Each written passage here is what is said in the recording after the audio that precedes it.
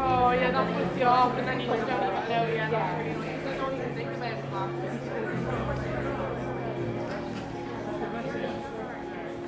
I feel his pain. I was causing a mistake on stage for someone else, so I felt really bad because I made them look bad. So that was really bad. Yeah, yeah, that's right. Oh, he's grand. What are you doing? He's off somewhere. I think he's coming tomorrow night. Yeah. Oh yeah.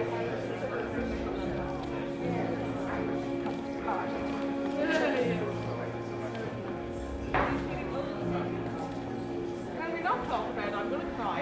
Like I'm pretty.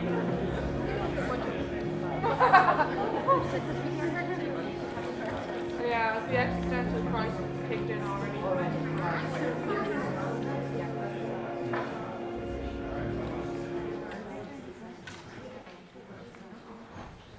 Ladies and gentlemen, welcome to Mermaid County Wicklow Arts Centre. In the interest of safety, please take note of the emergency exit nearest to you. There are 4 exits from the auditorium.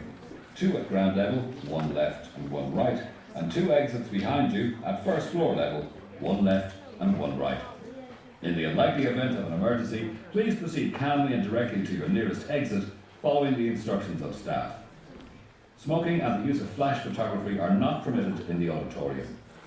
Please ensure that all phones, pagers, and any items likely to disturb the performance are switched off now. Thank you for coming to Mermaid, and enjoy the show.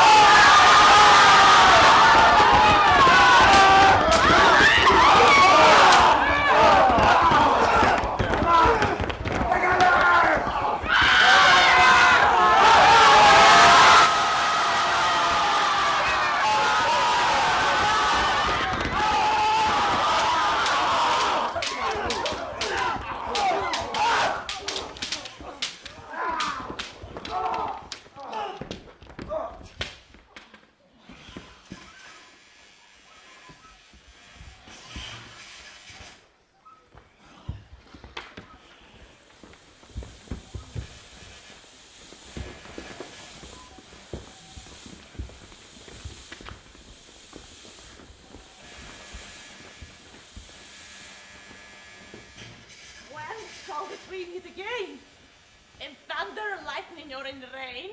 When the hurly is done, when the battle lost and won, That'll be ere the set of sun. Where the place? upon the hill, There to meet with Macbeth. Macbeth. I come, Grey Malkin. Paddock. Anon. Fair is foul and foul is fair. Hammer through the fog and fill the air.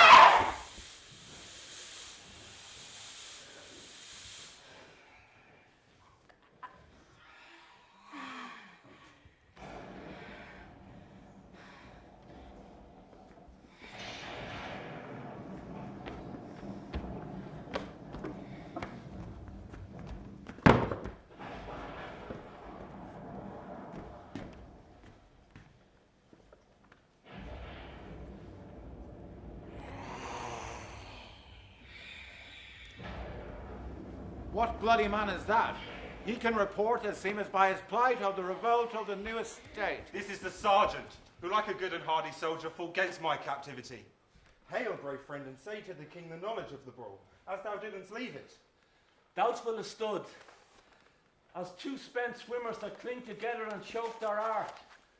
The merciless MacDonald, worthy to be a rebel, for to that the multiplying villainies of nature do swarm upon him. From the western isles of cairns and gallinglasses is supplied, and fortune on his damned quarrel smiling that showed like a rebel tour. But all too weak for the brave Macbeth, well he deserves that name. Disdaining fortune with his brandished steel, the smoke with bloody execution, like Valor's minion, carved out his passage till he faced the slaves, which ne'er shook hands or bade farewell to him, till he unseamed them from the nave to the chaps, and fixed his head upon our battlements. O valiant cousin, worthy gentleman! As whence the sun gins its reflection, shipwreck and storms and direful thunders break, and from that spring whence comfort seemeth the calm discomfort swells. Mark, King of Scotland, mark! No sooner justice had with valour armed compelled these skipping cairns to trust our heels, but the Norwegian lords surveying vantage with furbished arms, and new supplies of men began a fresh assault. Dismayed not this our captains Macbeth and Banquo? Yes, as sparrow's eagle or the hare the lion. If I say sooth, I must report they were as cannons overcharged with double cracks. So they doubly redoubled their strokes upon the foe. Except they meant to bathe in raking wounds or memorize another Golgotha, I cannot tell. I am faint, my gashes cry for help. So well thy words become thee as thy wounds, they smack of honour both. Go get him, surgeons. Who comes here? The worthy Thane of Rocks. But the haste looks through his eyes. So should he look that seems to speak things strange. God save the king. Whence camest thou, worthy Thane? From Fife, great king, where the Norwegian banners flout the sky and fan our people cold. Norway himself, with terrible numbers, assisted by that most disloyal traitor, the Thane of Cawdor, began a dismal conflict, till that Bellona's bridegroom, lapped in proof, confronted him with self-comparisons, point against point rebellious, arm against arm, curbing his lavish spirit, and to conclude, the victory fell on us. Great happiness! That now, Sweno, the Norway's king, craves composition, nor we deign him burial of his men till he dispersed at St. Column's Inch, $10,000 to our general use. No more that Thane of Cawdor shall deceive our bosom interest. Go pronounce his present death, and with his former title, greet Macbeth. I'll see it done. What he had lost, noble Macbeth had won. Where hast thou been, sister? Killing swine. Sister, where thou? A sailor's wife had chestnut in her lap, and munched, and munched, and munched. Give me, quoth I, a roin the which the Pedronian cries. Her husband stole Lepogon, master of the tiger. But in a sea I'll thither sail, and like a rat without a tail, I'll do, and I'll do. I'll give thee a win. Thou art kind. And I another? I myself have all the others, and the very ports they blow. All the quarters that they know in the shipman's card. I'll drain him dry as hay. Sleep shall neither night nor day. Hang upon his penthouse lead. He shall leave a man forbid. Weary, 7 nights, 9 times 9 shall he dwindle, pick and pine. Though his bark cannot be lost, yet it shall be tempest tossed. Look what I have. Show me, show me. Here I have a pirate's thumb. Racked as homeward he did come. A drum! Macbeth doth come! The weird sisters, hand in hand, boasters of the sea and land, thus to go about, thrice to dine and thrice to mine and thrice again to make up 9. Peace. The charms wound up. So foul and fair a day I have not seen. How far is it called upon us? What are these? So withered and so wild in their attire. that look not like the inhabitants of the earth, and yet are on it. Live you? But are you aught that man may question? You seem to understand me. By each at once her choppy finger laying upon her skinny lips. You should be women, yet your beards forbid me to interpret that you are so. Speak, if you can. What are you? All hail, Macbeth. Hail to thee, Thane of Glamis. All hail, Macbeth. Hail to thee, Thane of Cawdor. All hail, Macbeth, that shall be the king hereafter. Good friend, why do you start and seem to fear things that sound so fair? In the name of truth, are ye fantastical, or that which outwardly you show? My noble partner you greet with present grace, and great prediction of noble having, and of royal hope. And he seems rapt with awe. To me, you speak not. If you can see into the seeds of time, and say which grain will grow and which one will not, speak then to me, who neither beg nor fear your favors nor your hate. Hail! Hail! Lesser than Macbeth, and greater. Not so happy, yet much happier. Thou shalt get kings, though thou be none. So all hail Macbeth and Banquo. Banquo and Macbeth, all hail. Stay, you imperfect speakers, tell me more. By Sybil's death, I know I am Thane of Glamis. But how of Cawdor? The Thane of Cawdor lives, a prosperous gentleman, and to be king stands not within the prospect of belief, no more than to be Cawdor. Say from whence you owe this strange intelligence, and why upon this blasted heath you stop our way with such prophetic greetings. Speak, I charge you. The earth has bubbles as the water has, and these are of them. Whither are they banished? Into the air, on what seemed corporal melted as breath into the wind. Would they had stayed. Were such things here as we do speak about? Or have we eaten on the insane root that takes the reason prisoner? Your children shall be kings. And you shall be king. And Thane of Cawdor too, went it not so? To the self-same tune and words. Who's there? The king hath happily received, Macbeth, the news of thy success. When he reads of thy personal venture in the rebels' fight, his wonders and his praises do contend. Which should be thine or his? Silence to that. And viewing o'er the rest of the self-same day, he finds thee in the stout Norwegian ranks. Nothing afeard of what thyself didst make, strange images of death. Thick as hail came post with post, and each one did bear thy praises in his kingdom's great defence, and poured them down before him. We are sent to give thee our royal master's thanks, only to herald thee into his sight, not pay thee. And, for an earnest of a greater honour, he bade me, from him, call thee Thane of Cawdor, in which addition hail, most worthy Thane, for it is thine. What? Can the devil speak true? The Thane of Cawdor lives. Why do you dress me in borrowed robes? Aye, who was the Thane lives yet, but under heavy judgment bears a life which he deserves to lose. Whether he did combine with those of Norway, or did line the rebel with hidden help or vantage, or that of both, he laboured in his country's wrack. I know not, but treason's capital, confessed and proven, have overthrown him. Glamis, and the Thane of Cawdor. The greatest is behind. Thanks for your pains. Do you not hope your children shall be kings, when those that gave the Thane of Cawdor to me promised no less to them?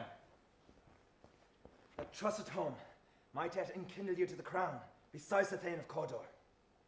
But 'tis strange, and oft times to win us to our harms, the instruments of darkness will tell us truths, win us with honest trifles, to betray us in deepest consequence. Cousins, a word, I pray you. 2 truths are told, as happy prologue to the swelling act of the imperial theme. I thank you, gentlemen. This supernatural soliciting cannot be ill, cannot be good. If ill, why has it given me earnest of success, commencing in a truth? I am Thane of Cawdor. if good. Why do I yield to that suggestion, whose horrid image doth unfix my hair, and make my seated heart knock at my rib against the use of nature? Present fears are less than horrible imaginings. My thought, whose mirth yet is but fantastical, shakes so my single state of man, that function is smothered in surmise, and nothing is but what is not. Let's see how our partners rapt. If chance will have me king, why chance may crown me without my stir. But new honours come upon him. Like our strange garments, cleave not their mould, but with the aid of overuse. Come what come may, time and the hour runs through the roughest day. Worthy Macbeth, stay upon your leisure. Give me your favour. My dull brain was wrought with things forgotten. Kind gentlemen, your pains are registered where every day I turn the leaf to read them. Let us toward the king. Think upon what has chanced, and at more time, the interim having waited, let us speak our free heart each to other. Very gladly. Till then, enough. Come, friends.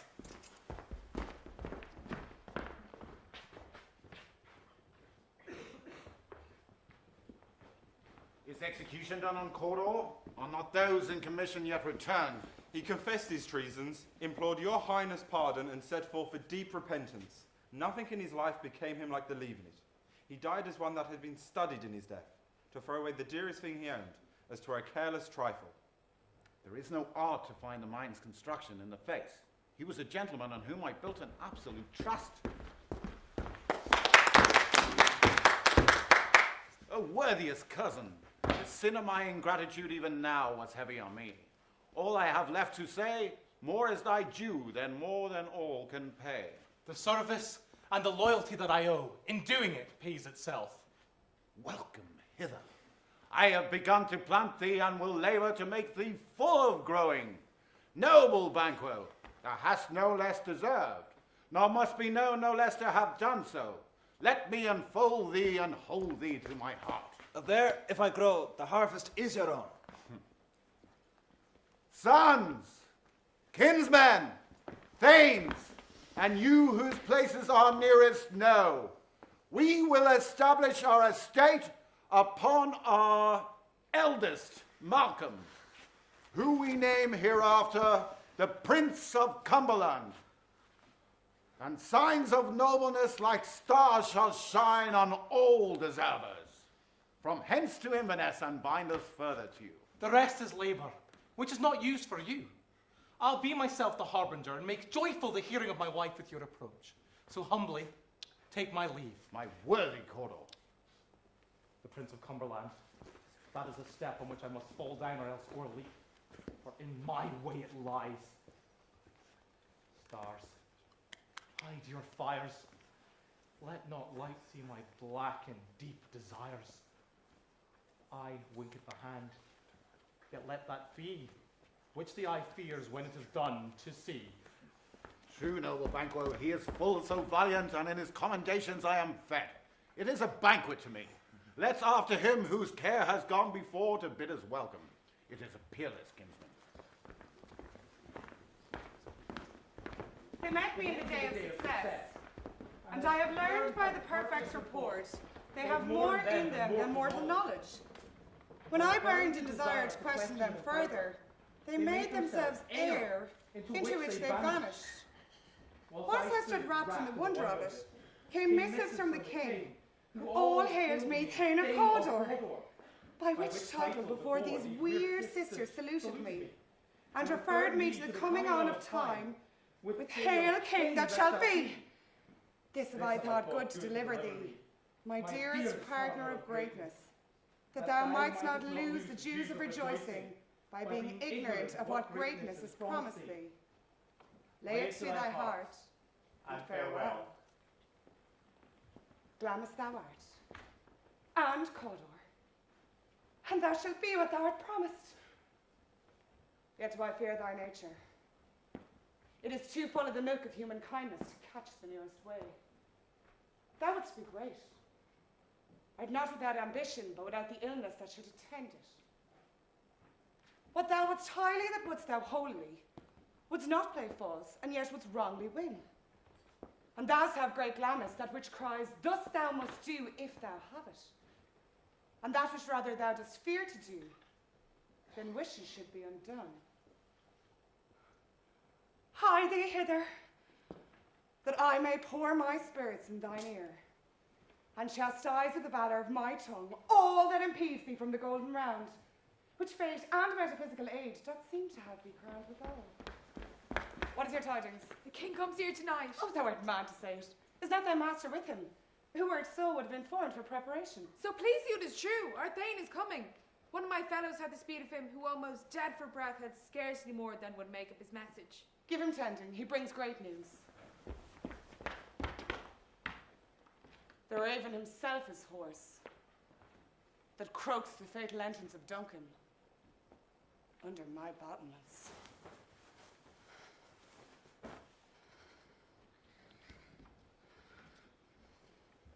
Come, you spirits, that tend on mortal thoughts, unsex me here, and fill me from the crown to the toe, top full of direst cruelty. Make thick my blood, and stop up the access and passage to remorse, that no compunctious visitings of nature shake my foul purpose, nor keep peace between the effect and it. Come to my woman's breasts, and take my milk for gall, you murthering ministers, wherever in your sightless substance you wait on nature's mischief. Come, thick night, and pall thee in the dunnest smoke of hell, that my keen knife see not the wound it makes, nor heaven peep through the blanket of the dark to cry, hold, hold! Great Glamis, worthy Cawdor, greater than both were the all hail hereafter. Thy letters have transported me beyond this ignorant present, and I feel now the future in the instant.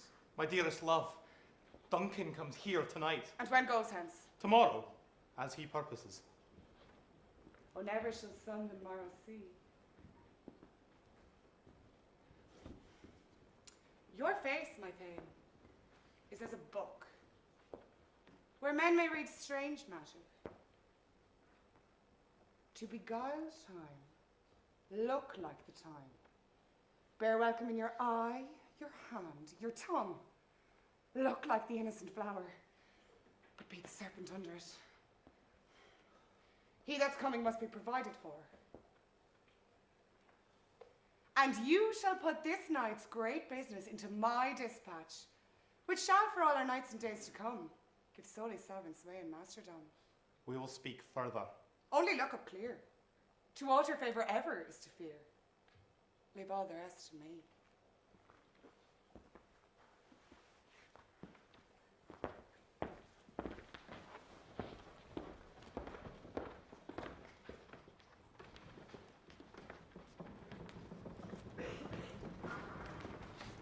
This castle has a pleasant seat.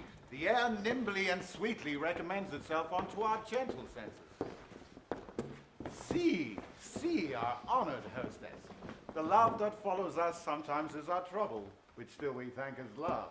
Herein I teach you how you shall bid God yield us for your pains and thank us for your trouble. All our service, in every point twice done and then done double. We're poor and single business, to contend against those honours deep and broad, wherewith your majesty loads our house. Where's the Thane of Cawdor? Fair and noble hostess, we are your guests tonight. Your servants ever have theirs themselves, and what is theirs, in count to make their audit at your highness's pleasure, still to return your own. Give me your hand.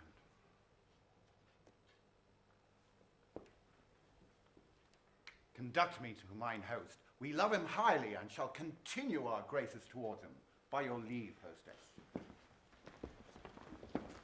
If it were done, when 'tis done, then 'twere well it were done quickly. If the assassination could trammel up the consequence and catch with his surcease success, that but this blow might be the be all and the end all here. But here, upon this bank and shoal of time, we jump the life to come. But in these cases, we still have judgment here, that we but teach bloody instruction, which being taught, returns to plague the inventor. This even-handed justice commends the ingredients of our poisoned chalice to our own lips. He's here in double trust. First, as I am his kinsman and his subject, strong both against the deed. Then as his host, who against his murderer should shut the door, not bear the knife myself. Besides, this Duncan has borne his faculties so meek, has been so clear in his great office, that his virtues will plead like angels trumpet-tongued against the deep damnation of his taking off. And pity, like a naked newborn babe striding the blast, or heaven's cherubims, horsed upon the sightless couriers of the air, will blow the horrid deed in every eye, that tears will drown the wind. I have no spur to prick the side of my intent, but only vaulting ambition, which o'erleaps itself and falls on the other. How now? What news? He is almost soaked. Why have you left the chamber? Have you asked for me? No, you naughty ass.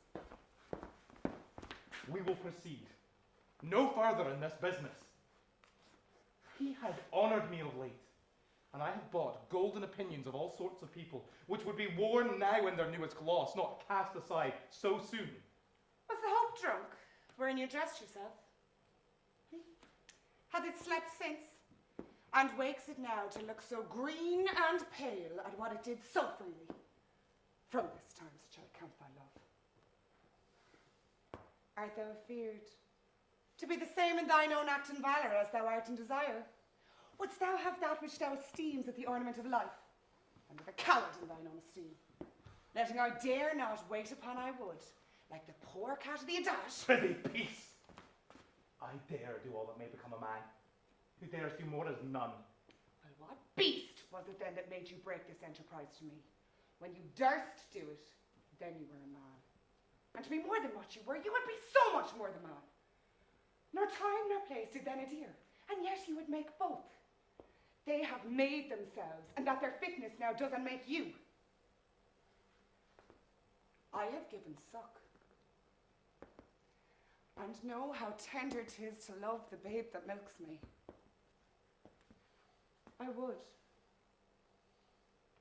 while it was smiling in my face, have plucked my nipple from its boneless gums and dashed its brains out, had I so sworn as you have done to this. If we should fail. We fail.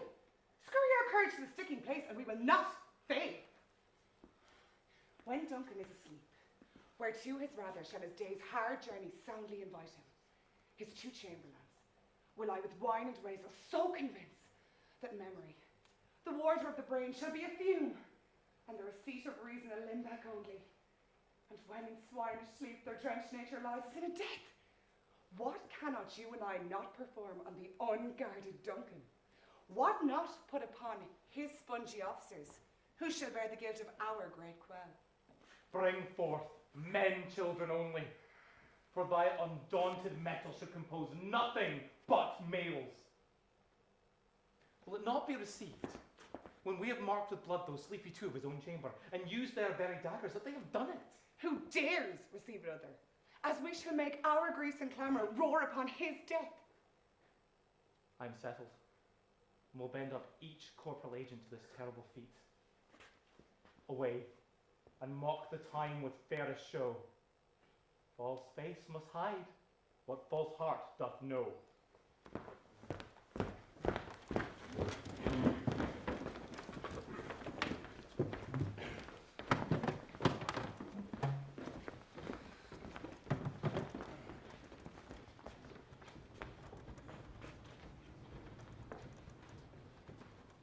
How goes the night, boy? The moon is down. I have not heard the clock. And she goes down at 12. I take it 'tis later, sir. Hold. Take my sword.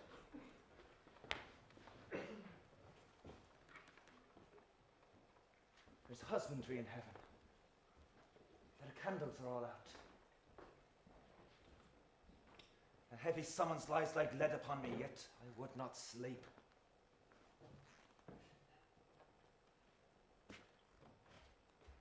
Merciful powers, restrain in me the cursed thoughts that nature gives way to in repose.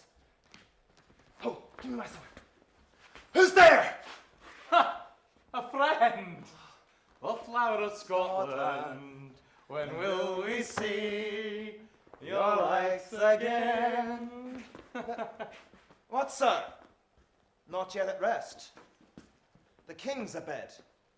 He hath been in an unusual pleasure, and sent forth great largesses to your offices. This diamond he greets your wife withal by the name of most kind hostess, and shut up in measureless content. Being unprepared, our will became the servant to defect. Which else would free have wrought? All is well.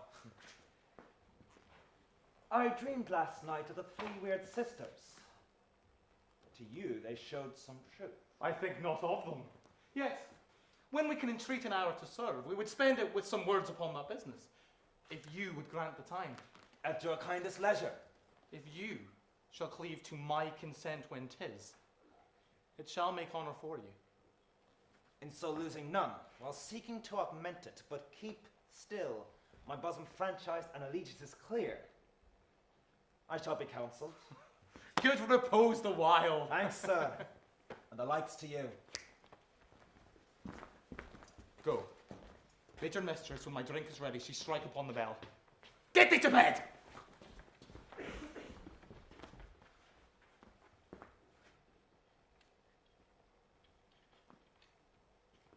Is this a dagger which I see before me? The handle towards my hand. Come, let me clutch thee. I have thee not, and yet I see thee still. Art thou not, fatal vision, sensible to feeling as to sight? Or art thou but a dagger of the mind, a false creation proceeding from a heat-oppressed brain? I see thee yet, in form as palpable as this which now I draw. Thou marshallest me the way that I was going, and such an instrument I was to use. Mine eyes are made the fool of the other senses. What else worth all the rest? I see thee still, and on thy blade and dudgeon, gouts of blood which was not so before. There's no such thing. 'Tis the bloody business which informs us to mine eyes. Now, while the one half world nature seems dead, and wicked dreams abuse the curtained sleep, witchcraft celebrates pale Hecate's offerings, and withered Merthyr, alarmed by his sentinel, the wolf whose howls his watch, thus, with his stealthy pace, with Tarquin's ravishing strides, towards his design moves like a ghost. Thou sure and firm-set earth, hear not my steps which way they walk, for fear thy very stones prate of my whereabouts, and take the present horror from the time which now suits with it. Whilst I threat, he lives. Words to the heat of deeds, too cold breath gives. I go, and it is done. The bell invites me. Hear it not, Duncan, for it is a knell that summons thee to heaven or to hell. That which had made them drunk hath made me bold. What had quenched them hath given me fire. Hark! Peace. It was the owl that shrieked. The fatal bellman which gave the sternest good night. He is about it. The doors are open and the surfeited grooms do mock their charge with snores. I have drugged their possets. That death and nature do contend about them, whether they live or die. Who's there? What? Oh! Alack, I am afeard they have awaked and 'tis not done. The attempt and not the deed confound us. Hark! I laid their daggers ready. You could not miss him. Had he not resembled my father as he slept, I had done it. My husband. I've done the deed. Didst thou not hear a noise? I heard the owl scream and the crickets cry. Did not you speak? When? Now. As I descended? Aye. Hark! Who lies in the second chamber? Donalbain. Oh, this is a sorry sight. Foolish not to say a sorry sight. There's one did laugh in sleep, and one cried murther, that they did wake each other. I stood and heard them, but they did say their prayers and address them again to sleep. There are two lodged together. There's one cried, God bless us, and amen the other, as they had seen me with these hangman's hands, listening their fears. I could not say amen when they did say God bless us. Oh, consider it not so deeply. But wherefore could I not pronounce amen? I had most need of blessing, and amen stuck in my throat. These deeds must not be thought on after these ways, so it will make us mad. Methought I heard a voice cry, sleep no more. Macbeth does murther sleep. The innocent sleep. Sleep that knits up the ravelled sea of care. The death of each day's life. Sore labour's balm to her minds. Great nature's second course, chief nourisher in life's feast. What do you mean? Still it cried, sleep no more to all of the house. Glamis doth murther sleep, and therefore Cawdor shall sleep no more. Who was it that thus cried? Why, worthy thing, you do unbend your noble strength to think so brainsickly of things. Go, get some water and wash this filthy witness from your hand. Why did you bring the daggers from the place? They must lie there. Go, carry them and smear the sleepy grooms with blood. I'll go no more. I'm afraid to think of what I've done. Look on it again, I dare not. Infirm of purpose! Give me the daggers. The sleeping and the dead are but as pictures. 'Tis the eye of childhood that fears a painted devil. If he do bleed, I'll gild the faces of the grooms withal, for it must seem their guilt. Whence is that knocking? How is with me when every noise appalls me? What hands are here? Ah! Now look out mine eyes! Will all great Neptune's ocean ever wash the blood clean from this hand? No. This my hand will rather the multitudinous seas incarnadine, making the green one red. My hands are of your colour, but I shame to wear ours so white. Hark! I hear knocking at the south entry. Retire we to our chamber. A little water clears us of this deed. How easy is it then? Your constancy had left you unattended. More knocking.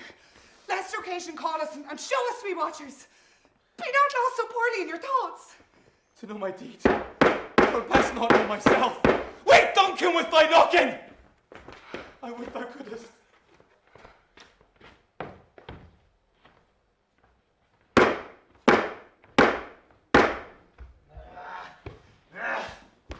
There's a knocking indeed. If a man reporter have held gate, he could have all turned the key. Knock, knock, knock! Who's there in the name of Beelzebub? Oh, well, here's a farmer who'll hang himself from the expectation of plenty. Oh, come in, time pleaser. I'm knocking's enough about you, you sweat boy. Knock, knock, knock! Who's there in the devil's name? Oh. Ah, faith, here's an equivocator, who could swear against the scales to either scale, who committed treason for God's sake, yet could not equivocate to heaven. Oh, come in, equivocator. Knock, knock, knock! Faith, here's an English tailor, come hither for stealing out of a French hose. Oh, come in, tailor. Here you may roast your gills. Knock, knock, knock! Never a quiet. What are you? This place is too cold for hell. I'll devil porter it no further. I had thought of letting some of all professions go the primrose way to the everlasting bonfire. Anon, anon! I pray you remember the porter. Was it so late, friend, ere you went to bed that you do lie so late? Ah, faith, sir. We were carousing to the second cock, and drink is a great provoker of three things. What 3 things does drink especially provoke? Oh, marry, sir. Nose painting, sleep, and urine. Lechery, sir. It provokes and unprovokes. It provokes a desire. Yep, you buyer. Among yes, you. But it takes away the performance. Therefore, much drink may be said to be an equivocator with lechery. It makes him, it mars him. It sets him on, and it takes him off. It persuades him, and it disheartens him. It makes him stand to, and not stand to. In a conclusion, it equivocates him in a sleep, and giving him the lie, it leaves him. I believe drink gave thee the lie last night. Oh, that it did, sir. In the very throat of me. But I requited him for his lie. And I think it being too strong for him, though he took up me legs sometimes, yet I made a shift to cast him. Oh, much has been said of the strumpets of Is thy master stirring? Our knocking has awaked him. Here he comes. Good morrow, noble sir. Good morrow, both. Is the king stirring, worthy thane? Not yet. He did command me to call timely on him. I have almost slipped the hour. I'll bring you to him. I know this is a joyful trouble to you, but yet 'tis one. The labour we delight in physics pains. This is the door. I'll make so bold to call, for 'tis my limited service. Goes the king hence today? He does. He did appoint so. The night has been unruly where we lay. Our chimneys were blown down, and as they say, lamentings heard in the air, strange screams of death, and prophesying with accents terrible, of dire combustion and confused events, new hatched to the woeful time. The obscure bird clamoured the livelong night. Some say the earth was feverish and did shake. 'Twas a rough My night. young remembrance cannot parallel a fellow to it. Oh, horror! Horror! Horror! Tongue nor heart cannot conceive nor name thee. What's the matter? What's the matter? Confusion now hath made his masterpiece. Most sacrilegious murder had broke out the Lord's anointed temple and stole hence the life of the building. What is you Mean say? His Majesty. The light. Approach the chamber and destroy your sight. With the new Gorgon, do not make me speak. See and then speak yourselves. Awake! Awake! Ring the alarm bell! Murder and treason! Banquo! And Donalbain, Malcolm, awake! Shake off this downy sleep dead counterfeit and look on death itself. Up, up, and see the great doom's image. Malcolm! Banquo! As from your grave rise up and walk like sprites to countenance this horror. What is the business? That such a hideous trumpet calls to parley the sleepers of the house. Speak, speak. Oh, gentle lady, 'tis not for you to hear what I can speak. The repetition in a woman's ear would murder us as it fell. Oh, Banquo! Banquo! Our royal master's murdered! Alas! What, in our house? Too cruel anywhere. Oh, dear doth prithee contradict thyself and say it is not so. Had I but died an hour before this chance, I had lived in blessed times. For from this instant, there's nothing serious in mortality. All is but toys. Renown and grace is dead. The wine of life is thrown, and the mere lees is left this vault to brag of. What is amiss? You are, and do not know it. The head, the spring, the fountain of your blood is stopped. The very source of it is stopped. Your royal father's murdered! Oh, by whom? Those of his chambers as it seemed had done it. Their hands and faces were all badged with blood. So were their daggers which were whitely found upon their pillows. They stared and were distracted. No man's life was to be trusted with them. Oh, yet I do repent me of my fury that I did kill them. Wherefore did you so? Who can be wise, amazed, temperate and furious, loyal and neutral in a moment? No man. The expedition of my violent love outran the pause of reason. Here lay Duncan, his silver skin laced with his golden blood, and his gashed stabs looked like a breach in nature for rune's wasteful entrance. There, the murderers, steeped in the colour of their trade, their daggers unmannerly breached with gore. Who could refrain that had a heart to love? And in that heart, courage to make his love known. Look to the lady!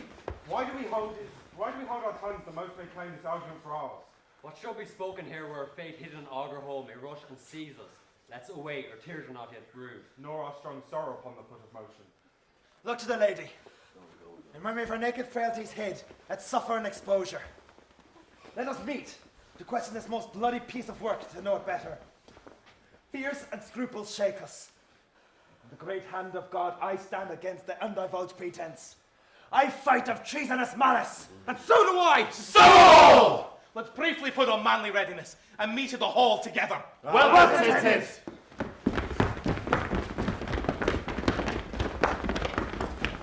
What will you do? To show an unfelt sorrow is an office which the false man does easy. I'll to England.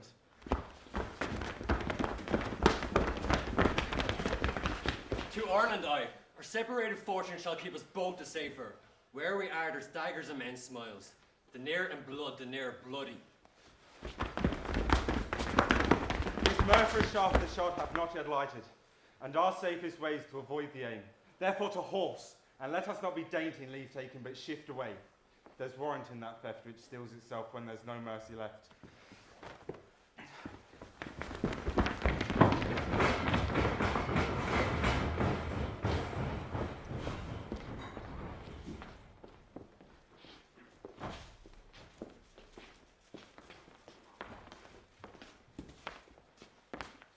Score and 10. I remember well within the volumes of which time I have seen ours dreadful and things strange. This sorry night has trifled former knowings. Ah, good father, thou seest the heavens, as troubled with man's act threaten his bloody stage. But the clock 'tis day, yet dark night strangles the travelling lamp. Is it night's predominance, or the day's shame, that darkness does the face of the earth entomb, when living light should kiss it? 'Tis unnatural, even like the deed that is done. On Tuesday last, a falcon towering in her pride of place was by a mouse and owl hawked at and killed. And Duncan's horses, a thing most strange and certain, beauteous and swift, the minions of their race, turned wild in nature, broke their stalls, flung out, contending gainst obedience, as it would make war with mankind. 'Tis said they eat each other.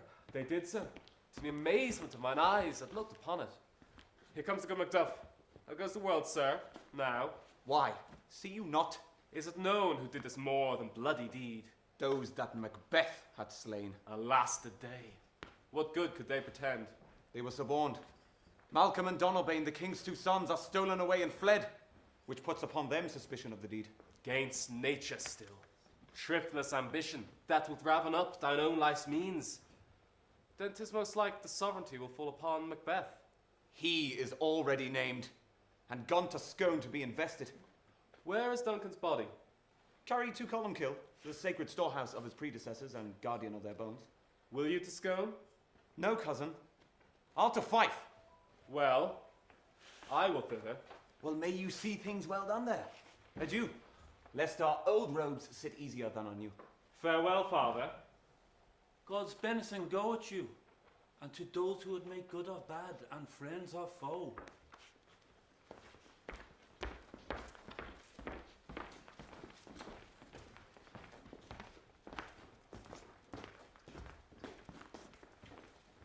Thou hast it now. King, Cawdor, Glamis, all as the weird women promised. And I fear thou playedest most foully for it. Yet, it was said that it should not stand in thy posterity, but that myself be the root and father of many kings. If truth come from them as upon thee, Macbeth, their speeches shine.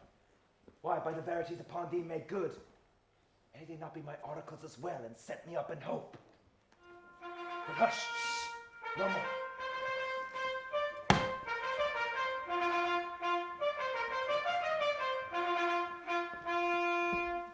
Here's our chief guest. If he had been forgotten, it is a gap in our great feast, and all thing unbecoming. Tonight we'll hold a solemn supper, sir, and we'll request your presence. Let his highness command upon me, to which my duties are with a most indissoluble tie, forever knit. Ride you this afternoon? Aye, my good lord. We should have else required your good advice, which still has been both brave and prosperous in this day's council. But we'll take tomorrow.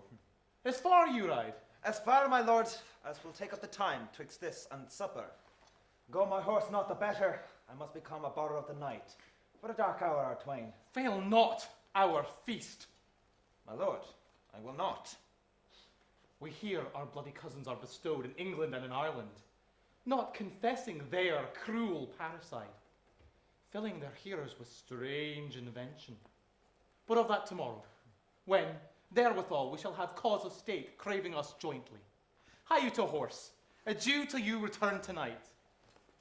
Goes Fleance with you? Aye, my lord. Our time does call upon us. I wish your horses swift and sure of foot, and so I do commend you to their backs. Farewell. Let every man be master of his time till 7 at night. To make society the sweeter welcome, we will keep ourselves alone till supper time. Well then, God be with you. Sarah, a word. Attend those men upon our pleasure. They are, my lord, without the palace gate. Bring them before us. To be thus is nothing, but to be safely thus. Our fears in Banquo stick deep, and in his royalty of nature reigns that which would be feared. 'Tis much he dares, and to that dauntless temper of his mind, he doth have a wisdom that doth guide his valour to act in safety. There is none but he whose being I do fear, and under him my genius is rebuked, as it is said Mark Antony's was by Caesar. If it be so, for Banquo's issue have I filed my mind. For them the gracious Duncan have I murthered, put rancours in the vessel of my peace only for them, and mine eternal jewel given to the common enemy of man, to make them kings, the seed of Banquo kings. Rather than so, come fate into the list, and champion me to the utterance. Who's there? Now, go, wait by the door till we call you. Banquo is my enemy. It must be done tonight, and something from the palace. Always thought that I required a clearness, and with him, to leave no rubs nor botches in the work, Fleance, his son that keeps him company, whose absence is no less material to me than is his father's, must embrace the fate of that dark hour. Resolve yourselves apart. I'll come to you anon. We are resolved, my lord. I'll call upon you straight. Abide within! It is concluded. Banquo, thy soul's flight, if it finds heaven, must find it out tonight. Is Banquo gone from court? Aye, but he's going to return again tonight. Say to the king I would attend his leisure for a few words. Madam, I will. Naught's had, all spent, where our desire is got without content. 'Tis safer to be that which we destroy, than by destruction dwell in doubtful joy. How now, my lord? Why do you keep alone of sorriest fancies your companions making? Using those thoughts which should indeed have died with them, they think on. Things without remedy should be without regard. What's done is done. We've scorched the snake, not killed it. She'll close and be herself, whilst our poor malice remains in danger of her former tooth. But let the frame of things disjoint. Both the worlds suffer, ere we will eat our meal in fear, and sleep in the terrible affliction of these dreams that shake us nightly. Better be with the dead, whom we to gain our peace have sent to peace, than on the torture of the mind to lie in restless ecstasy. Duncan is in his grave. After life's fitful fever, he sleeps well. Treason has done his worst.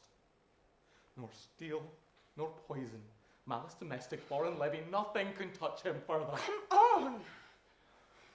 Gentle, my lord. Sleek o'er your rugged looks. Be bright and jovial among your guests tonight. So shall I be, love. And so I pray be you. let your remembrance apply to Banquo. Present him eminence with both eye and tongue. Unsafe the while that we must lave our honours in these flattering streams, making our faces visards to our hearts, disguising what they are. You must leave this. Oh, full of scorpions is my mind, dear wife. I know that Banquo and his players live. But in them nature copies not a turn. There's comfort yet. They are assailable. Then be thou jocund, ere the bat has flown his cloistered flight, ere to black Hecate summoned, the shard-born beetle with his drowsy hum has rung night's yawning peal. There will be done a deed of dreadful note. What, sweeter? Be innocent of the knowledge, dearest Chuck, till thou applaud the deed. Come, sealing night, scarf up the tender eye of pitiful day, and with thy bloody and invisible hands, cancel and tear to pieces that great bond which keeps me pale. Light thickens, and the crow makes wing to the rooky woods. Good things of day begin to droop and drowse, while night's black agents to the praise do rouse.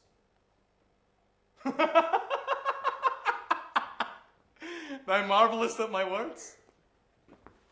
But hold thee still. Things bad begun make strong themselves by ill. Come, prithee, go with me.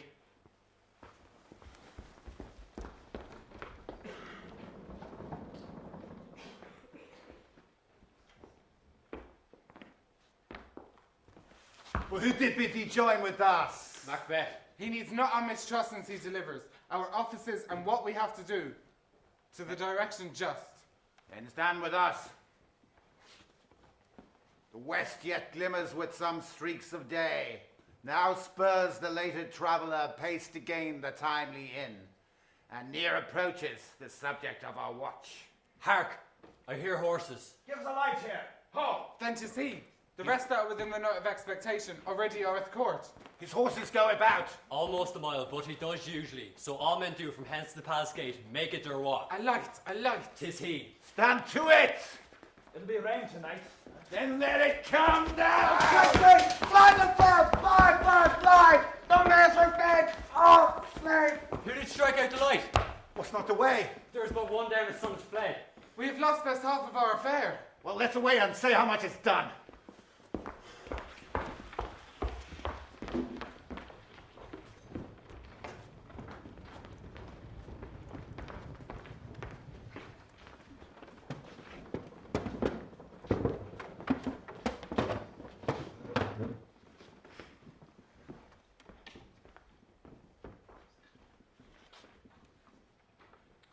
You know your own degree. Sit down. And first and last, a hearty welcome. Thanks to your majesty. Ourself will mingle with society and play the humble host. Our hostess keeps her state, but at best time will require her welcome. Pronounce it for me, sir. To all our friends, for my heart speaks fair welcome. See? They encounter thee with their heart's thanks. Both sides are even. Here I'll sit in the midst. Be large in mind. Anon we'll drink a measure the table round. There's blood on thy face. 'Tis banquet as then. 'Tis better thee without than he within. Is he dispatched? My lord, his throat is cut, that I did for him. Thou art the best of the cutthroats. Yet he's like that did the good for flayers. If thou didst, thou art the non-paré. Most royal sir, Brian's is escaped. Oh, then comes my fit again. I had else been perfect, whole as the marble, binded as the rock, broad and casing as the general air. But now I'm cabined, cribbed, confined, bound into saucy doubts and fears. But Banquo's safe. Aye, my good lord, safe in a ditch he bides, with 20 transit gashes on his head, the least a debt to nature. Thanks for that. There, the grown serpent lies. The worm that's fled has nature that in time will venom breed. No teeth for the present. Get thee gone. We'll hear ourselves again tomorrow. My royal lord, you do not get the cheer. Sweet remembrance, sir. Now, good digestion waits an appetite, and health on both. May it please your highness sit? Here had we now our country's honour roofed, with the graced person of our banquo present, who may we rather challenge for unkindness than pity for mischance. His absence, sir, lays blame upon his promise. Please your highness grace us with your royal company. The table's full. Here is a place reserved, sir. Where? Here, my good lord. What is it that moves your highness? Which of you has done this? What, my good lord? Thou canst not say I did it. Never shake thy gory locks at me. Gentlemen, rise. His highness is not well. Sit, worthy friends. My lord is often thus, and hath been from his youth. I pray you, keep seat. The fit is momentary. Upon a thought, he will again be well. If much you note him, you shall offend him and extend his passion. Feed and regard him not. Are you a man? Aye, and a bold one that dares to look on that which might appall the devil. Proper stuff. This is the very painting of your fear. This is the air-drawn dagger which you said led you to Duncan. Why do you make such faces? When all is done, you look but on a stew. Prithee, see there. Behold, look, lo. How say you? What care I? If thou canst speak, if thou canst nod, speak too. If charnel houses and our graves must send those we bury back, our monuments will be the maws of kites. What? Quite unmarried in body. As I stand here, I saw him. Fie for shame. The time has been that when the brain was out, the man would die, and there an end. But now they rise again with 20 mortal murthers on their crown and pushes from our stool. This is more strange than such a murther is. My worthy lord, your noble friends do lack you. Do not muse at me, my most worthy friends. I have a strange infirmity which is nothing to those that know me. Come, love and health to all, and then I'll sit. Give me some wine, fill full. I drink to the general joy of the whole table, and to our dear friend Banquo, whom we miss. Would he were here. To him and all we thirst, and all to all. Our duties and the pledge.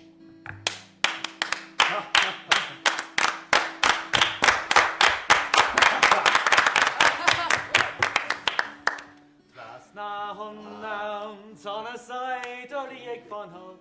Tom with na hon Flower of Scotland, when will we see your lights again? And quit my sight. Thy bones are marrowless, thy blood is cold. Thou hast no speculation in those eyes which thou dost glare with. Think of this, good peers. But as a thing of custom, 'tis no other, albeit spoils the pleasure of the time. No man dare. I dare. Hence, horrible shadow, unreal mockery, hence! By being gone, I am a man again. Pray you, sit still. You have displaced the mirth, broke the good meeting with most admired disorder. Can such things be, and overcome us like a summer's cloud, without our special wonder? You make me strange even to the disposition that I owe, when now I think that you can behold such sights, and still keep the natural ruby of your cheeks while mine are blanched with fear. What sights, my lord? I pray you, speak not. He grows worse and worse. Questions enrage him. At once, good night. Stand not upon the order of going, but just go once. Good night. A kind good night to all. It will have blood, they say. Blood will have blood. Stones have been known to move and trees to speak. Augurs and understood relations have by maggot pies and coughs and rooks brought forth the secretive man of blood. What is the night? Almost at odds with morning. Which is which? How sayest thou that Macduff denies his person at our great bidding? Did you send to him, sir? I heard it by the way, but I will send. There's not a one of them. But in his house I keep a servant feed. I will tomorrow, and betimes I will to the weird sisters. More shall they speak. For now I am bent to know by the worst means the worst. For my own good, all causes shall give way. I am in blood stepped in so far, that should I wait no further, returning what is tedious as go over. Strange things I have in head, which will to hand, which must be acted ere they may be scanned. You lack the season of all nature. Sleep. Come, we'll to sleep. My strange and self-abuse is the initiate fear that wants hard use. We are yet but young indeed.